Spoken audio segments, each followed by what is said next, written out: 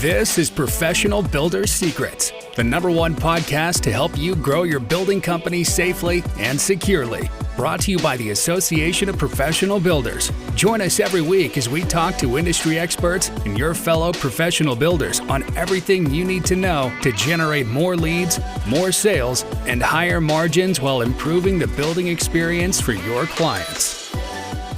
Hello, and welcome to the Professional Builders Secrets podcast, a podcast by the Association of Professional Builders for building company owners, general managers, VPs, and emerging leaders.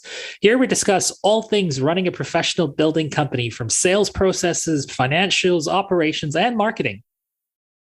Welcome, everyone. We have another great episode from the Professional Builders Secrets podcast. I'm joined today by Paul Vespia, founder of Hill and Harbor Design and Build in East Greenwich in the US. How are you today, Paul? I'm doing great, Bosco. Thank you for having me. Well, tell us a little bit about Hill and Harbor Design and Build. Sure. So I started Hill and Harbor in basically 2018. I had left a business that I was working for full time.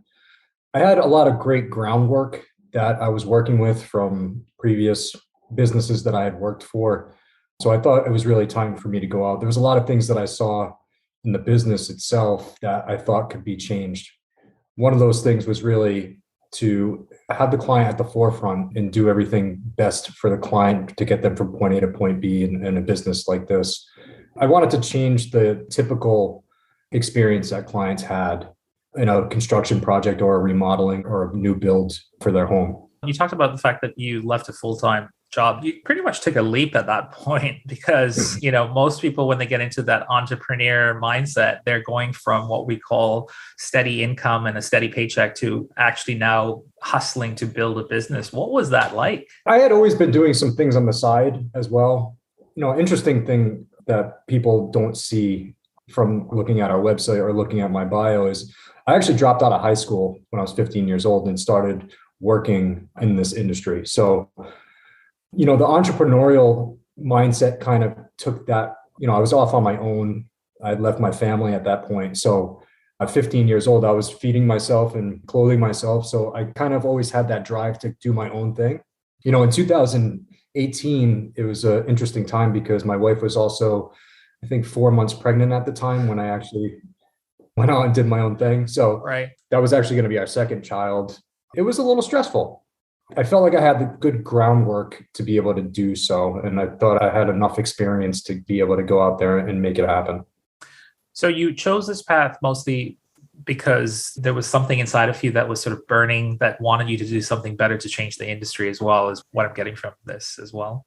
You hear the nightmare stories from a lot of I'm sure you have friends or relatives even that talk about the nightmare stories that they've had during construction projects. And I wanted people to really feel like they were having a great experience from working with us from day one and all the way through their construction project. They're never perfect, but what I've been told is they're 99% better than other projects that they've been through.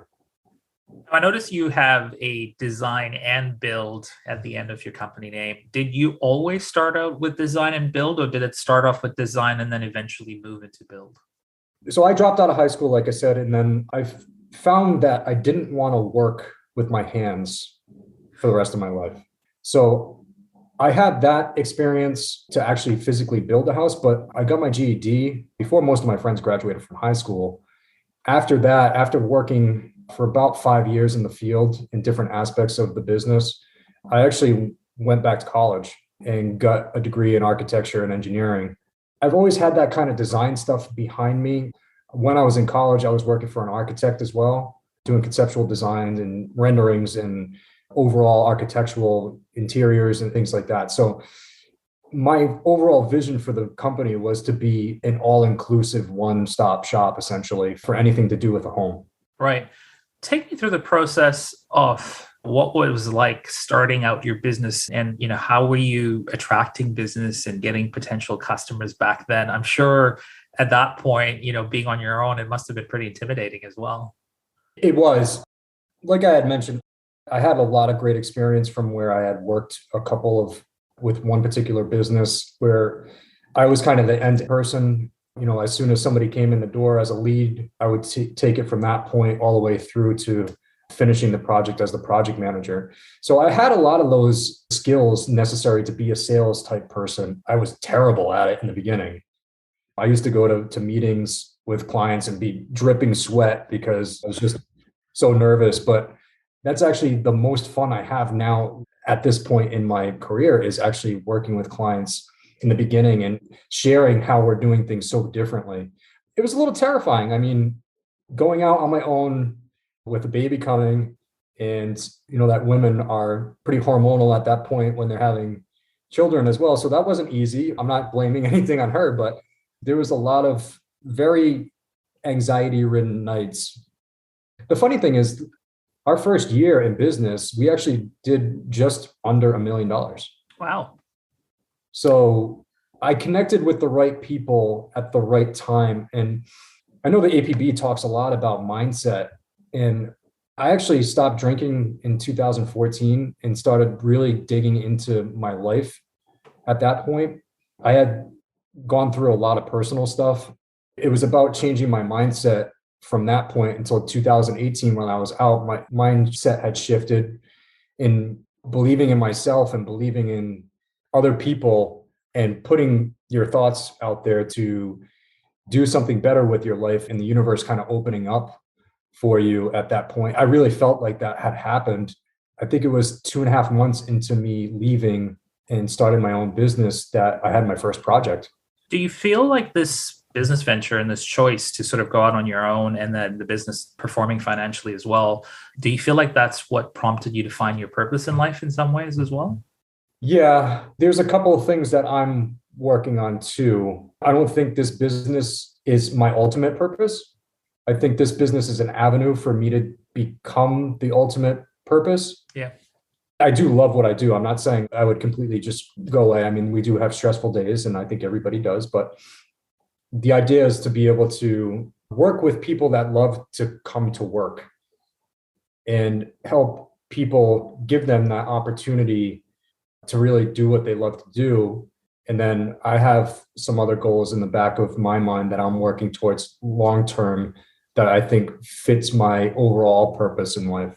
So you feel like this business today is almost like a vehicle to achieve some of those goals as well in many ways. Absolutely. Yeah.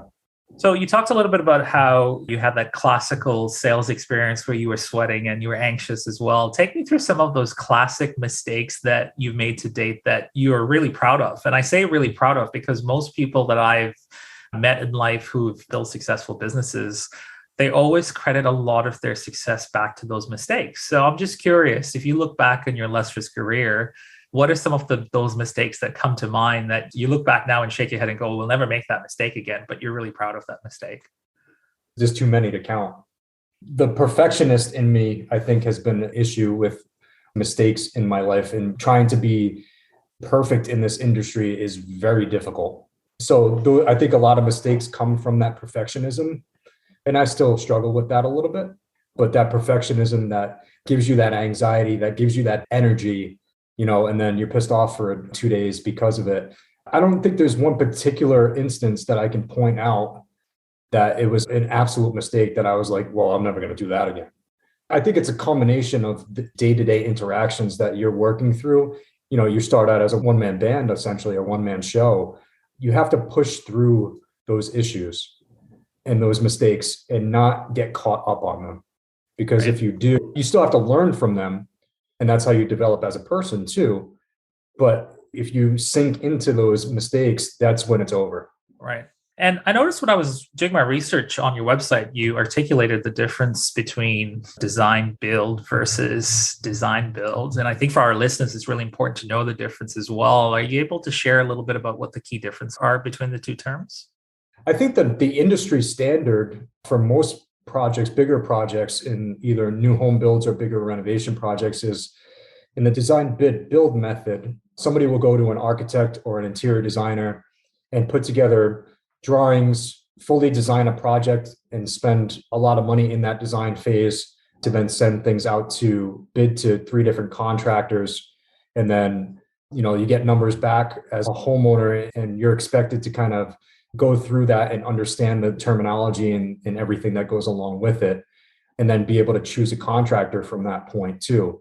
The issues that we've found with that in studying design bid build versus design build is nobody's on the same page from day one.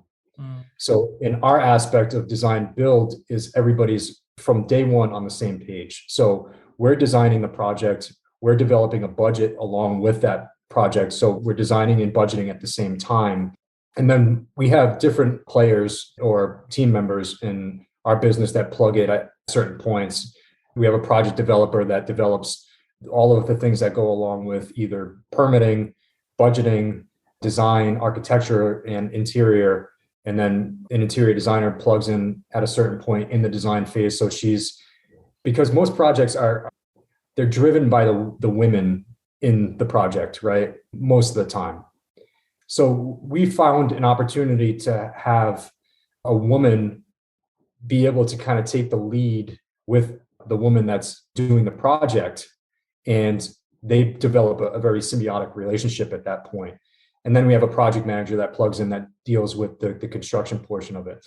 But I think the main difference is I've heard a lot of people talk about the challenges that go along with the design bid build method because everybody's not on the same page, and there's blowouts and budgets and timelines, and the client's in the middle of all this trying to manage all of it. We're here to really manage the whole process for the client and take them step by step through that project. Let's talk about transforming your business a little bit, because your business has grown, obviously, since the days when it was a one-man band show. What do you think is the contributing factor that's led to that transformation for your business? And where does Hill and Harbor Design and Build look like? What does it look like today? So the first 2 years was kind of me alone. And I was developing a lot of the business end of things in the background with the thought of scaling at some point. As of today, we have 5 other team members that are working with us now, and we're running 9 projects at the moment in construction. Wow. Yeah. So we have 9 projects in construction. We have another 8 projects in design.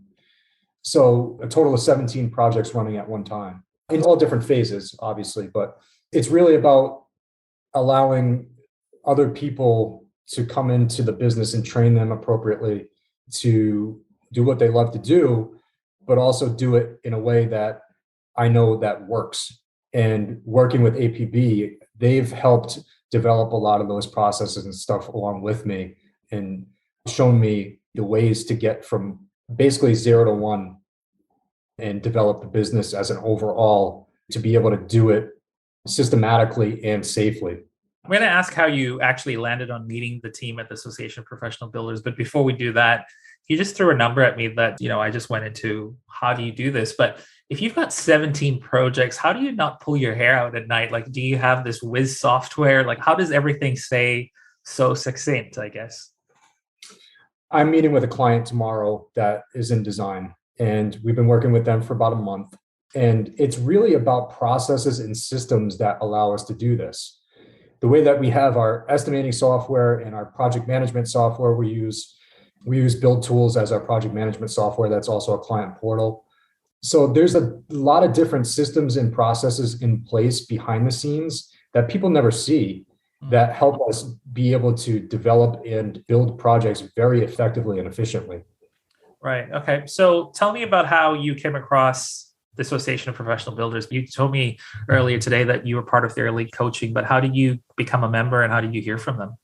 In 2019, I wanted to find a business coach or a mentor similar to what I had previously, but I almost have too much pride to go back to the other guy, even though he's done really well. He's basically doing the same thing not the same thing that APB does, but he would have helped me if I asked him to, but I was looking to develop into something different than what he was. So in about middle of or late 2019, I started looking at business coaches, and I was looking specifically for construction business coaches, and there was only 1 or 2 that I was coming across. Mm-hmm. And the APB really stood out to me because of, and we're talking almost 3 years ago, they had a lot of stuff in place that really made sense to me of how this business should run. from what I had learned from my previous mentor, and also opened my eyes to a lot of other things that would allow me to grow my business really, really quickly and effectively. You started off as a member, I'm assuming? I jumped in right into their coaching. I was a member and I got into their regular coaching program that meets. I actually work with Andy. I've worked with him since day one. And I jumped in with the monthly membership program to be able to develop the business. I'm not sure if they offer anything else right now that's on a lower tier than that, but I really wanted to fast track the growth of the business. And I thought that was the best way to do it, was working with somebody like him. So take me through, I love Andy. I actually have learned a lot about the construction industry. And even through this podcast, I've had the opportunity and privilege of interviewing him a few times. And he's the king of analogies, as I say. But when you're going through the membership and then you start off with the coaching, and I think now you're in the elite coaching as well, what's that impact been to your business? You've talked about systems, and I know that anyone who joins the Association of Professional Builders has this entire portal of resources and systems as well. But really, where did the impact really elevate Hill and Harbor Design and Build through the coaching? Realistically, we started with just me when I started with Andy. Okay. And within 2 years worth of time, we're now up to 6, including me. And that's a testament to doing it effectively and safely and still maintaining the margins and really expanding our business effectively. So you've seen growth, you've seen revenue growth, you've seen increase in sales, you've seen the ability and systems to run multiple projects, and you've probably also gone through this phase now of being a little bit more financially aware of everything as well, right? Absolutely. So 2018, we did $1 million. 2019, I was stuck at $1 million. I couldn't do any more myself. Yeah. It was impossible. It's not just a construction company. I was also designing works, doing sales, doing all of this stuff. Yeah. So the ability to really start focusing on the business itself rather than in the business, I think is what helped develop everything that we've worked on with APB in looking at financials and KPIs, looking at quarterly goals and yearly goals and 3-year goals, and developing our employees on some of the stuff that we're working with APB in their portal, working on client stuff. There's so much that goes into this business that people don't realize. If you want to be successful, you can't just go out there and do it yourself. It's nearly impossible. You have to have people, and the best athletes in the world have great coaches. That's the way I look at it. Right. They have a nutrition coach, they have a head coach, they have a physical coach, whatever it is. I think people that are trying to get to the level of the people that are working with APB understand that. And the people that don't, I think, will struggle a lot through their career. What really impresses me being on the outside in is their passion and commitment to really changing the industry. Because the industry in the past has had a stigma, and they're really committed to driving that professional outlook and output as well from this industry. Who do you think this elite coaching is for? If you look back now, obviously you've been there for a while and you've worked with them and you've broke your $1 million as well, because that was a barrier at one point. What type of builder could really benefit from the type of coaching you've received?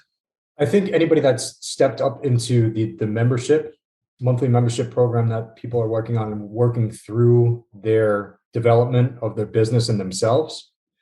I'm sure this podcast reaches a lot of people. So I think anybody really that wants to have a successful career and not feel like they're in a daily grind every single day and trying to figure out everything themselves could very much benefit from everything that APB does.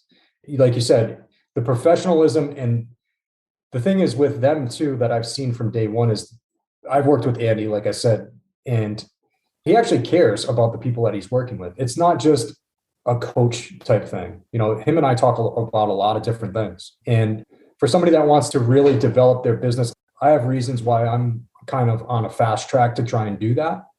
But other people that are being successful in what they're doing, I would highly suggest investing the money into developing yourself and your business with this type of program, because it just takes you to the next level. It gets you out of the mindset of being in the day-to-day and really looking at the overall business and the impact that you can potentially make. Something that really echoes to me is when you said that you're investing not in just a coach and in a person, because even when I've been chatting with Andy, what I've learned as well is that he can't do 8, 10, 15 coaching sessions in one day because he literally puts so much energy, and all the coaches put a lot of energy into it, that they need a gap in between to process and get back. And because they're giving their energy, it's not just their insights, right? So yeah, you're right. I think it's a difference between being coached and having someone that's there by your side as well. It sounds like you're having a lot of fun right now, and it sounds like you're a lot more relaxed today as well with where you're at. What do you love about running this company and where it's going today? And obviously you've seen this transformation, but what wakes you up in the morning and gets you excited to do the work you do today? I think I may have touched on it. It's about having the opportunity to give other people the opportunity to do what they love. I really think that's truly it. This business isn't just about me anymore. It really hasn't been. Since day one, I've tried to set it up that way. I'm trying to set this up as a brand rather than a personal face that goes along with a lot of businesses that you see nowadays. It's kind of based on one person. I don't want it to be that overarching one person business that it's only doing something good for one person that's in the business. I want it to be a part of everybody that's here to help build Hill and Harbor Design Build. It's about them enjoying what they're doing, enjoying the clients that they're working with, and being able to financially be impacted by that too. The growth of the business isn't just for me, it's for them as well. You talk a little bit about building that brand. That's where you're driving into. What's the future play for this brand, and what are you focusing on today to try to fuse that future? I deal a lot with clients in the beginning of projects to get them into our process. It's not as difficult as it was when I was first starting out. We've built a great reputation at this point. My idea is to develop the business and systemize it so it becomes almost like a franchise type business. Not that I want to franchise it. It's the overall vision that I'm seeing is the ability to plug this in different areas of the country, meaning, up in Boston, Massachusetts, or down in DC, in Florida, and have these what I call pods that we basically could set up the business and have the business run exactly like it is in Rhode Island where it started. It has the overall arching brand, but it has its own niche market in that particular area too. The reason why I named Hill and Harbor what it is, it's actually a historic district that's in East Greenwich, Rhode Island, but I also named it because of the houses that we wanted to work on. Traditionally up in the hill is where the historic homes are nowadays. And then down in the harbor are the coastal homes that we work on. So for our Australian listeners as well, historic homes are almost like heritage homes. Is that correct? Exactly. Yep. Okay. So heritage homes, we work on a lot of houses that were built probably a lot newer than some of the ones that are in Australia. But I think the latest one that we've worked on was 1760. So we work on anything from the historic standpoint, but we work on very particular homes. That's the idea, is to be able to plug that in other areas, like down in Virginia as well. There's a lot of areas that have a coastal aspect of their area. And then also up in the hill, per se, is the historic or heritage homes. And so you're looking at market expansion in the future as well in different geographical areas. Is that something that's on the horizon, I guess, as well? Yeah, that's exactly it. So the idea is to systemize it and systemize the business completely so it's consistently running the way that we would like it to, and then start plugging it in different areas. Let's talk a little bit about the industry. You've brought about some interesting concepts, but obviously we are living in an unprecedented time, as they say. But what are some of the struggles that builders face today in the industry as well? And for the new builders getting into this industry, what are some of those common challenges and barriers that they have to overcome? I think there's a huge issue with the pandemic, obviously, and the effects that that's taking on the industry itself. I mean, costs have skyrocketed, but it seems like people are still spending money, which is really interesting to me. There's also a huge labor shortage. I think a lot of people have been talking about it for the last 20 to 30 years, and it's upon us now. The baby boomers are retiring. Not a lot of people are coming in to fill those gaps. Tell me a little about the perspective around the labor shortages as well. What do you feel is the problem? Is there lack of apprenticeships that companies need to put together? Is there lack of training in schools? Where is the shortage being, fueled by? Because this industry has such a stigma, even people of my age with parents that are in the baby boomer range, they had seen some of their parents working in this industry, and it was very unsexy, right? It was not a clean job. It's not sitting behind a computer. I think a lot of the Americans, and I can only speak to the Americans because that's where I live. I'm not sure if this is the same in Canada or Australia, but it seems like it's a very unsexy type industry that people don't want to go out and get dirty and work hard. And like I said, I think there's a huge opportunity for people that want to kind of grind like you and I were talking about in the beginning to build great businesses, because there's not a lot of people going into this business. Tell me a little bit, Paul, about what your advice would be to the builders out there, both new and the veterans out there, to transform their business. You've seen it from different perspectives, being in the business as a one-man band and then growing it. What's your perspective for them? From the outset, I think you need to be learning from everybody around you, the right people. Working with somebody to help you develop this business, if this is something that you really want to do, and not be the guy out of the back of the truck, and really develop a business that can allow you to do a lot more things with your life. I think you truly need somebody like the Association of Professional Builders to help you through that process and invest in the beginning days. I know it's tough with financials, but if you don't invest in yourself with either self-help or other forms of that, like a coaching program, it's very difficult for people that have those aspirations of driving a business to be better and bigger and do more things for their lifestyle. I think it's very difficult if you don't do those things. Even the veteran builders too, the guys that are out in the field still and physically building houses and doing renovation projects, there's a time where they've built a very good reputation as well from that aspect of it. I don't think it's ever too late to be able to transition and transform your business. I always kind of think back to the KFC model, Kentucky Fried Chicken, where the Colonel, per se, he didn't create that business until he was in his late 60s. I think there's always an opportunity, especially in this business right now, to transform your business pretty quickly. I mean, we're talking, I started in 2018. We're projected to do 6.5 million this year. And we're looking on taking on other team members too. But it sounds like you've put a lot of love into this as well, because I think for me, the takeaway that I'm getting from this is you went from being a one-man band to growing the team. So that comes with a lot of trust, a lot of trial and error, getting the right dynamics and culture, and also having someone by your side to give you the systems, to give you the resource and the knowledge has really changed a lot of what you're doing today as well. I've put in a lot of work to get to this point. And yeah. Do you feel you're at a stage now where you're on the business, not in the business as well? I'm still straddling. Okay. I appreciate your honesty. That's for sure. Well, look, let's talk a little bit about the industry. You talked a little bit about the labor shortage, and you talked about the fact that people are investing in homes, even though the costs are driving. Do you feel that that's being driven by the fact that there's a lot more remote hybrid working people from home? And so they want to have a home that they can work and live in at the same time as well? Do you think that's driving it? Absolutely. And I think it touches on a lot of the type of people or type of clients that we work with as well, because a lot of the surrounding area in Rhode Island is all coastline. So with the ability to work remotely, we're seeing a huge influx of people coming in from bigger cities that were scared of the pandemic, but also saying, I can work from anywhere now. I can go buy a waterfront property in Rhode Island for the same amount that I would pay for a condo in New York City. Why wouldn't I do that? So there's been a huge influx of people from different areas of the country coming into our area particularly, that have invested a huge amount of money into their properties because they're there all the time.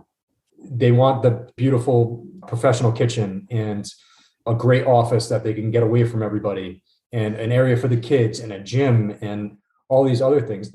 The home has become what I think it used to be, meaning before everybody started going into offices and people were working in the farms or on the land or even in their own stores. You still see some of them on main streets in America where people would live above the store that they would work in that they owned.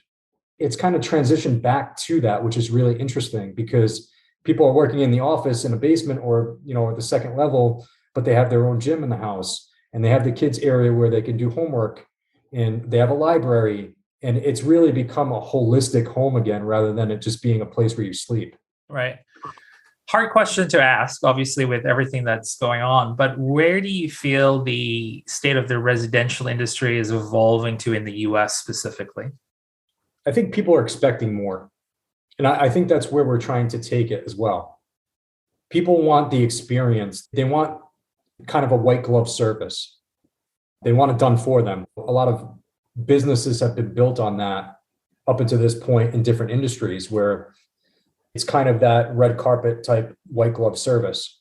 So I think that's kind of where I believe it's transitioning to. It is a certain market of the business. People don't want to worry about the process and the project. They want somebody to handle that for them. At least in the market that we are in, those clientele are expecting more from us, which is completely fine, because I think that's going to drive a transition in the way that this business is for other markets as well. And I think Association of Professional Builders is developing that with the people that they're working with right now too. Yeah, no, it's really impressive to see the things that are coming out of there as well. And it sounds like it's creating this accountability, which the industry needs Right. as well.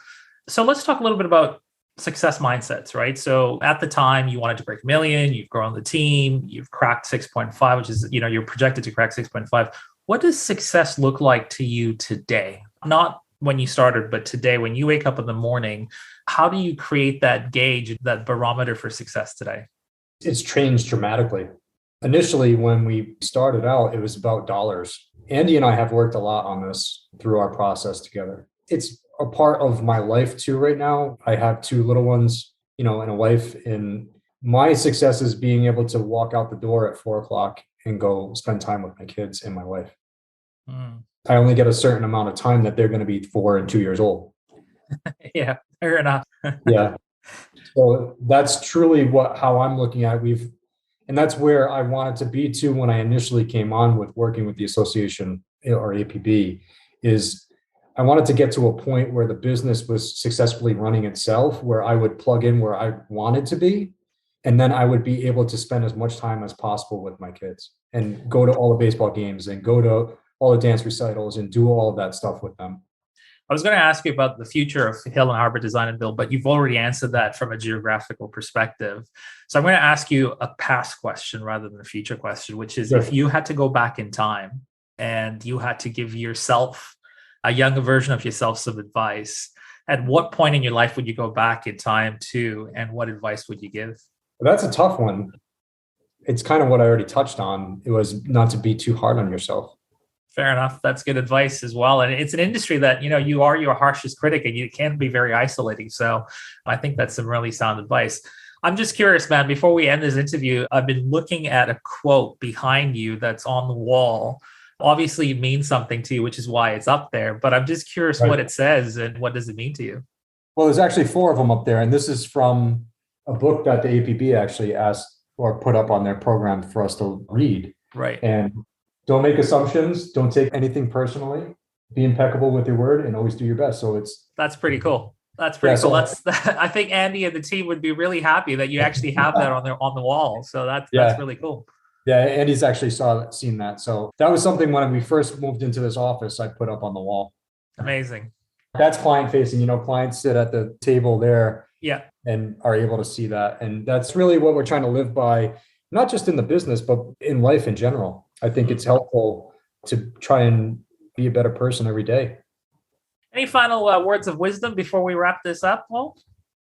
The people that are just starting out, I think, like you said, having that success mindset and really believing in yourself, it can go a long way. I came from absolutely nothing. I had a good family growing up to a certain point, but then I had to take things on myself to be able to get to the next level in life. And I work with those people around you that you want to be around and learn from them and have a plan. Keep moving. Some inspiring words to live by, my friend. And I want to thank you today for your time and your energy and for exposing, a little bit about your past and your story as well. It's very inspiring to see where you've come and where you're going as well. But, really appreciate the candor as well. Thank you. I appreciate it, Bosco. Thank you for listening. Remember to subscribe to Professional Builders Secrets on your favorite podcast platform and leave a review. To learn more about how the systems at the Association of Professional Builders can help you grow your building company, visit associationofprofessionalbuilders.com. See you next time.